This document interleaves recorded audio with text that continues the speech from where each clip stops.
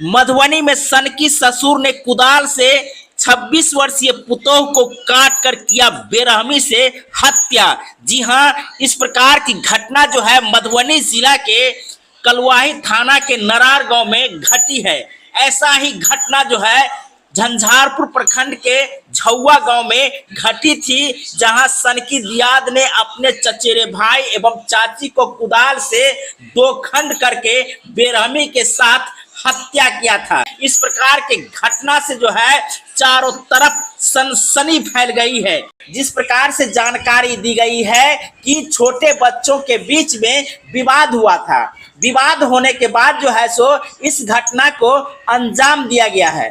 बता दें कि मृतिका रिंकू देवी जो किसी काम से जयनगर से घर पहुंची तो पता चला कि बच्चों के बीच में विवाद हुआ था। इस बात को लेकर के विवाद बढ़ता ही गया। इसके बाद उनके चचेरे ससुर मुक्ति यादव ने कुदाल से सीधा उनके गर्दन के ऊपर में वार कर दिया, जिसके कारण उनकी दर्दनाक मौत हो गई।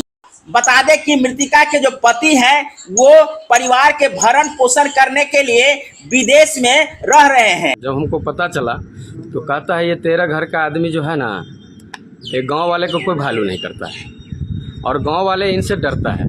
कई ऐसा घटना हुआ है जो घटना को अंजाम दिया है, लेकिन इन लोग को प्रशासनिक व्यवस्था से कोई कानूनी कार्रवाई में मदद मिली है, लेकिन दंड नहीं मिली है।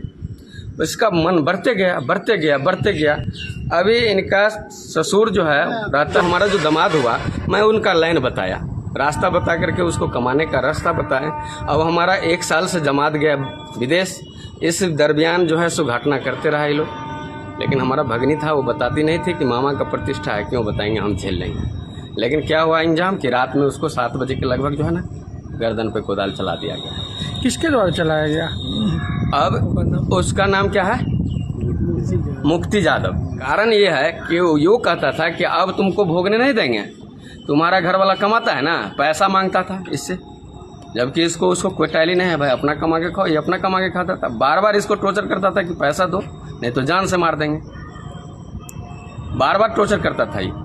और उस दिन जो है ना गांव में देखा कि कोई तरह का नहीं है, ये टायर पे बैठा हुआ था, चाहे दरवाजे पे था, और आया अचानक कुदाल चला दिया। जिसका इसका बेटी है एक छोटी, वो हमको पूरा जानकारी दिया और बताया। वो बोला कि हम बयान देंगे, लेकिन वो तो है घर पे।